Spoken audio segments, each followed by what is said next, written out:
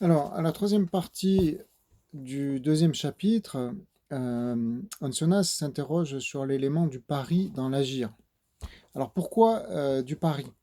Eh bien, parce que dans le cas de figure qui constitue un pari, par définition, on ne sait pas ce qu'il en sera de ce sur quoi on parie. On prend le risque d'avoir raison dans ce que l'on croit voir se vérifier. Mais évidemment, on se trouve face à une inconnue, sinon il ne s'agirait pas d'un pari. Eh bien, par rapport aux scénarios d'avenir qui sont considérés, et en particulier comme ceux qui constituent des risques pour l'humanité, nous nous trouvons aussi face à de l'inconnu, car nous ne savons pas de quoi sera fait l'avenir, même si nous avons des raisons, même si nous pensons avoir des raisons de présumer que l'avenir ressemblera à telle ou telle version. Donc cette incertitude constitue un élément commun à la situation du pari et à la situation dans laquelle nous nous trouvons face à l'avenir. En particulier, et en réalité c'est là que la comparaison prend toute sa pertinence, en particulier par rapport au pari que l'on pourrait faire sur l'avenir. On pourrait parier que l'avenir réalisera tel ou tel type de prévision, tel ou tel type de pronostic, et en particulier ceux que nous espérons. Les utopistes, par exemple, ou les apologues du progrès ou des évolutions technologiques pourraient souhaiter parier que l'avenir sera conforme à leurs rêves d'une société dont les conditions d'existence seraient rendues meilleures par les innovations techniques, par exemple, ou par un changement radical d'organisation humaine, c'est-à-dire de politique. Voilà, donc ici, il y a effectivement une dimension de pari. Or, quand on fait un pari, on parie pour gagner, mais l'élément même du pari admet la possibilité de perdre, et cette dimension de ce qui est à perdre, évidemment, vient jouer un rôle dans la réflexion ici. Parce que, bon, de toute évidence, la question de ce que l'humanité pourrait perdre avec les risques ou à cause des risques qu'elle prend est considérée ici. Et le rapport ou le jeu de balance, si vous voulez, entre le bien qui est espéré et le mal auquel on espère échapper, constitue quelque chose qui s'apparente au scénario du pari. D'où cette comparaison. Voilà.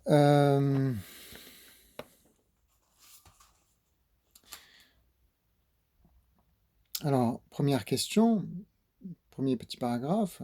Ai-je le droit de mettre en jeu les intérêts des autres dans mon pari? A priori, non, bien évidemment que non. J'ai pas le droit de parier la voiture de mon voisin par rapport à, je sais pas, un gain que j'espère faire en ce qui me concerne, ou ce genre de choses. Donc, ce principe vaut, si vous voulez, de façon personnelle, à titre privé, pourrait-on dire. Je ne peux pas parier le bien de mon frère dans l'espoir de remporter la double mise dans le cas où je gagnerais.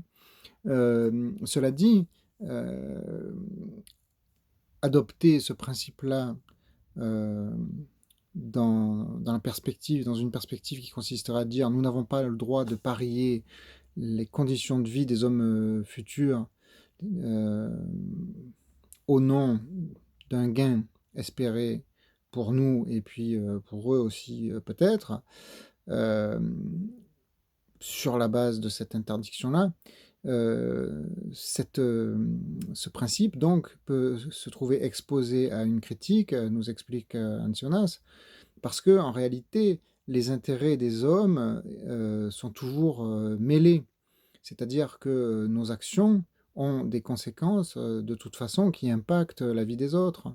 Les actions que chacun de nous commet ne concernent pas que lui, même si elles le concernent lui en premier lieu.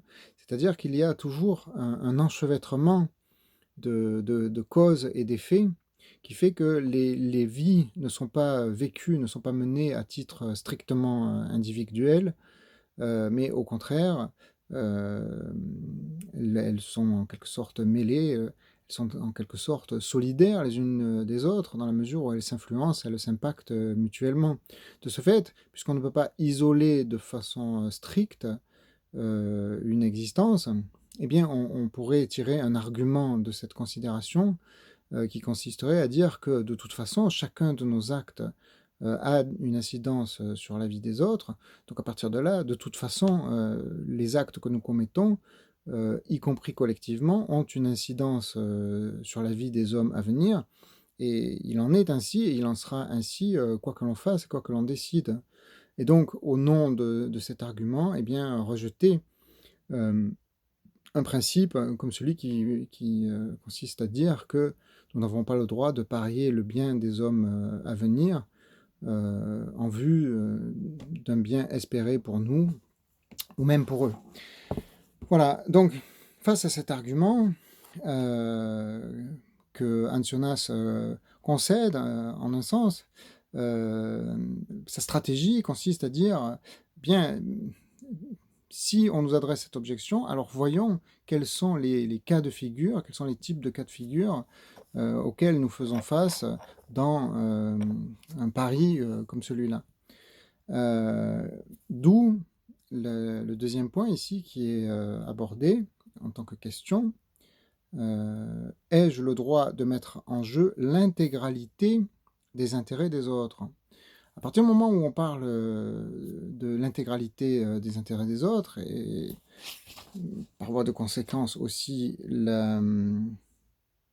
leur existence, leur vie, les choses prennent un tour tout autre, parce qu'on atteint, disons, une gravité, on touche à des choses qui sont d'une gravité qui font qu'on va devoir répondre autrement à la question.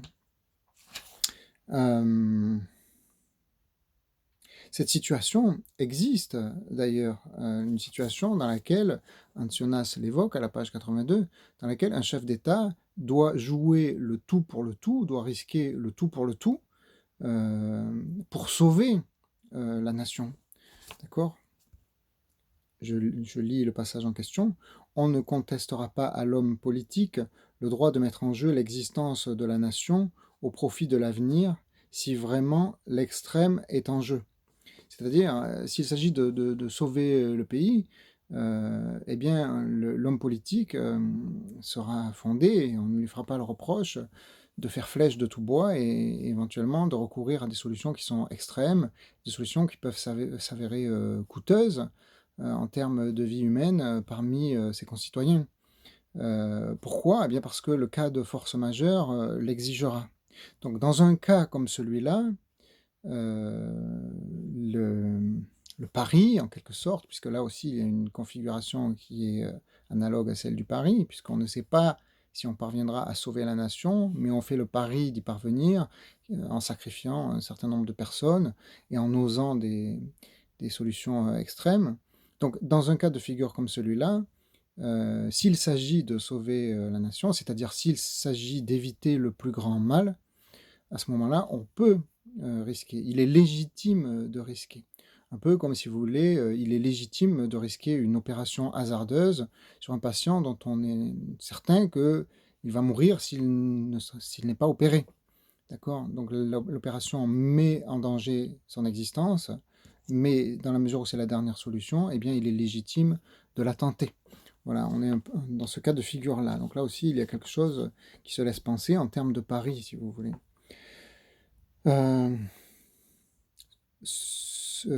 Ancionas le justifie donc avec cette phrase-là, toujours à la page 82, car on peut vivre sans le bien suprême, mais non pas vivre avec le mal suprême.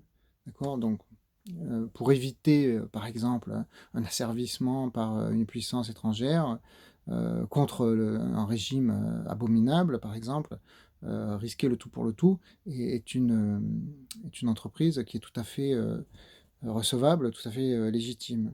Par contre, risquer pour le tout, pour un bien suprême, pour un bien hypothétique, là, c'est quelque chose qui n'est pas légitime, qui ne se laisse pas entendre, d'accord? Heu, Ce qui conduit donc au grand 3, toujours à la page 82. Grand 3 dont le titre: «Le méliorisme ne justifie pas l'enjeu total». Le méliorisme, c'est-à-dire, dans ce contexte-là, la recherche, de conditions meilleures ou la recherche, d'un monde meilleur ou la tentative de mettre en place, des conditions meilleures. Donc ce méliorisme ne justifie pas, l'enjeu total. Alors, on va voir pourquoi après, on le comprend déjà un petit peu, hein, dans la mesure où il a été déjà dit qu'on peut vivre sans le bien suprême. Donc on peut vivre sans un monde amélioré par rapport aux conditions que l'on connaît aujourd'hui. Donc c'est déjà quelque peu expliqué, mais avant d'aller plus loin dans cette explication, 1re chose, Ancionas remarque, que cette restriction exclut de sa permission les grands risques de la technologie, car ceux-ci ne sont pas pris dans le but de sauver ce qui existe ou d'abolir ce qui est intolérable. D'accord? Donc, hem, les risques pris pour améliorer, notre condition, donc démarche qui s'appelle ici le méliorisme, sont ceux, par exemple, de la technologie, bon, pour des motifs assez évidents, mais par exemple, le fait, pour notre confort, de recourir aux énergies fossiles de façon massive. Voilà, c'est un exemple qui se laisse, facilement entendre. Eh bien, ce geste-là, si vous voulez, se laisse, penser dans cette catégorie-là, dans ce registre-là, donc des actes qui ne se justifient pas du point de vue des risques, qu'ils constituent, car, au travers de ces actes, il ne s'agit pas d'éviter le pire, mais il s'agit de, rechercher le meilleur ou un meilleur hypothétique, qui n'est peut-être pas, absolument le meilleur, du reste. D'accord? Donc là, ce qui est visé, c'est, ce qu'on appelle communément le progrès. D'ailleurs, le progrès est nommé en tant que tel, ici en italique, à la dernière ligne de la page 82. Donc il y a, ici, dans ce paragraphe, une critique, de l'idée de progrès. Dans la mesure où le progrès, dans une large mesure, s'avère irresponsable, en tout cas dans la façon dont il a lieu, jusqu'à présent ou jusqu'à l'époque où, Ancionas écrit. Donc le livre est publié en 1978, je vous rappelle. Le progrès est jugé comme, irresponsable dans la mesure où, il ne respecte pas, ce principe, qui voudrait qu'on ne parie pas, heu le néant du genre humain dans un futur, plus ou moins proche, contre, un mieux-être dont on peut supposer qu'éventuellement les hommes à venir bénéficieront, aussi. D'accord? Bien que la chose soit incertaine. Vous voyez, il accuse, le progrès ici du fait que, je cite: «Ces œuvres se placent plutôt sous le signe de l'arrogance que sous celui de la nécessité».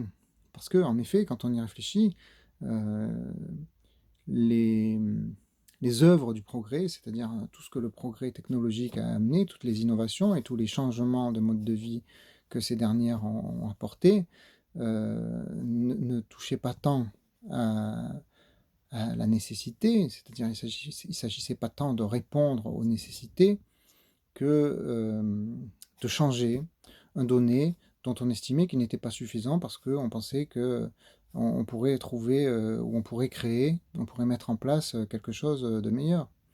Or, si les hommes ont vécu, pendant tant de siècles, de la façon dont ils ont vécu, même si on peut penser que leur existence était, à certains égards précaire, les hommes du passé, n'étaient sans doute pas, extraordinairement malheureux, peut-être qu'ils ne l'étaient pas davantage que nous.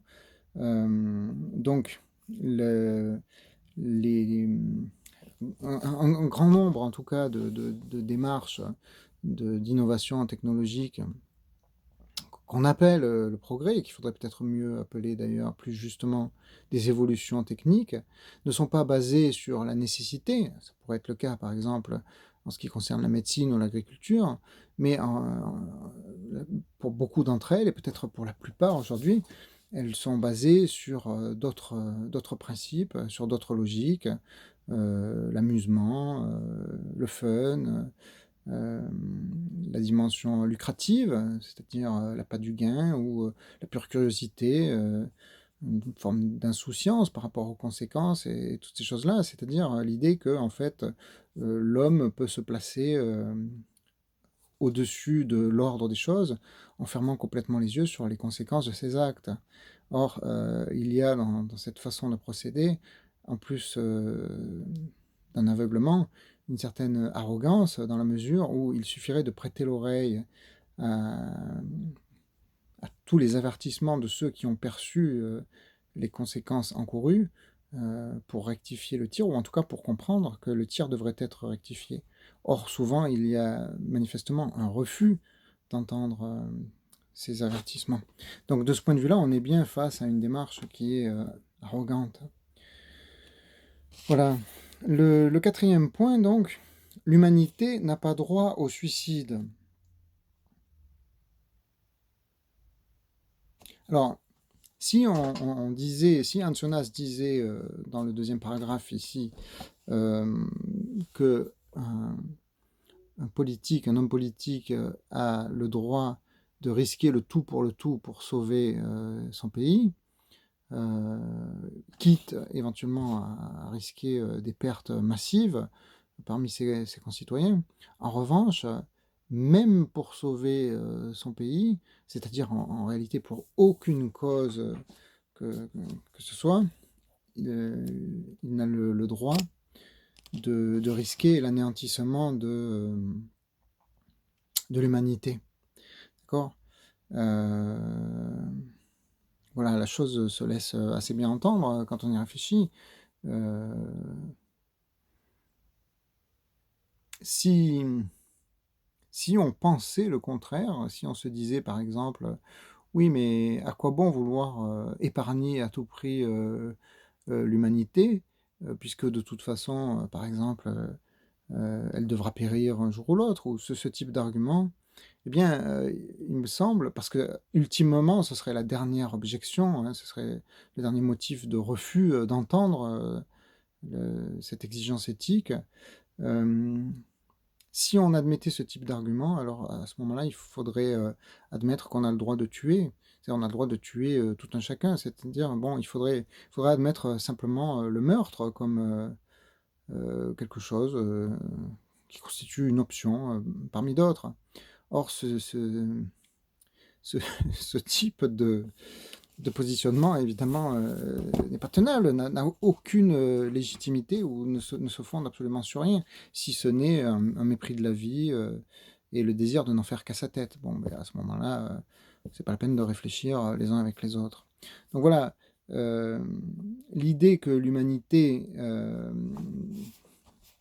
qu'on n'a pas le droit de suicider l'humanité, si je puis m'exprimer ainsi, doit s'entendre comme un impératif absolu, un peu comme, le «tu ne tueras point», mais à une échelle, totale, à un niveau, porté à un niveau, absolu, d'accord? Voilà, donc c'est l'existence de l'homme qui ne doit pas être mise en jeu. C'est le titre, du 5e point, et en écrivant cela, Ancionas précise que ainsi, nous avons enfin trouvé un principe qui interdit certaines expériences. Bon, au fond, ce principe, il est simple, hein, quand on y réfléchit. Il transparaît déjà à certains égards, dans les pages précédentes. Hem, si vous vous souvenez de la formulation de l'impératif adapté à l'essence, du nouvel agir humain, dans le chapitre 1, si je me souviens bien, je ne sais plus à quel paragraphe, au fond, cette idée était déjà présente, mais ici, elle est soulignée comme constituant, si vous voulez, le socle, la roche mère, on pourrait dire, de toute, de tout le système d'impératifs et de toute la logique de retenue euh, qu'il convient d'adopter dans nos circonstances.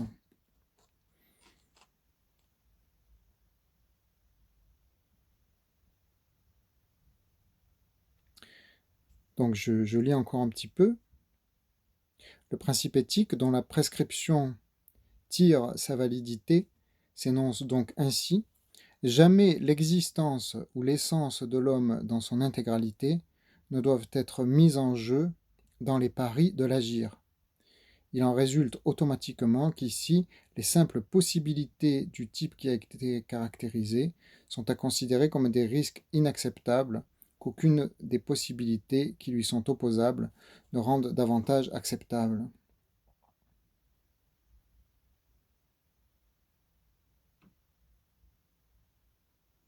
Bon, vous voyez, comment dire, on ne peut pas le dire plus clairement, jamais l'existence ou l'essence de l'homme dans son intégralité ne doivent être mises en jeu dans les paris de l'agir. C'est-à-dire, on peut parier sur un certain nombre de choses, mais quelque chose ne doit pas être mis en jeu, c'est l'existence de l'homme et le fait que l'humanité demeure humaine dans les versions d'elle-même qui sont à venir et qu'on n'a pas le droit de risquer cela. D'accord, bon, on avait déjà expliqué ces aspects-là dans le premier chapitre. Alors, puisqu'il est question de Paris, ici, Ancionas fait deux parallèles qui doivent être éclairés dans le contexte de cette explication. Alors, le premier parallèle euh, est fait avec Descartes. Il ne s'agit pas d'un pari en réalité avec Descartes, mais il s'agit d'un contexte philosophique dans lequel il est fait référence au doute. Alors, de quoi s'agit-il? Le doute de Descartes, ou l'approche du doute par Descartes, consistait à dire que tout ce qui pouvait être douteux ne devait pas être retenu. Le leitmotiv de Descartes, ou son, son exigence de méthode, faisait que seul ce qui était strictement certain, seul ce qui apparaissait comme strictement certain, devait être retenu pour vrai ou pouvait être retenu pour vrai. Et tout ce qui pouvait être affecté par l'ombre d'une incertitude ou d'un doute devait être relégué comme quelque chose d'incertain et comme quelque chose dont il ne fallait pas tenir compte dans le raisonnement, de peur de laisser s'introduire une erreur qui l'affecterait dans sa totalité. Voilà. Donc c'était l'exigence de la certitude absolue dans tous les moments du raisonnement philosophique. Voilà, donc le, comment dire, ici, les choses sont renversées par Anjonas. Pourquoi? Parce que dans le contexte qui nous occupe, le doute, au contraire, doit être pris en compte comme quelque chose qui détermine une action qui doit être assumée de façon certaine, dans la mesure où le doute constitue quelque chose qui va amener à une interdiction de l'agir, et donc quelque chose qui joue le rôle d'une certitude du point de vue de l'éthique, quelque chose qu'on ne pourra pas laisser au hasard, quelque chose qu'on ne pourra pas laisser dériver dans l'enchaînement des conséquences. D'accord? Donc on a une approche ici, si vous voulez, qui est inversée par rapport à la situation dont on partait avec Descartes.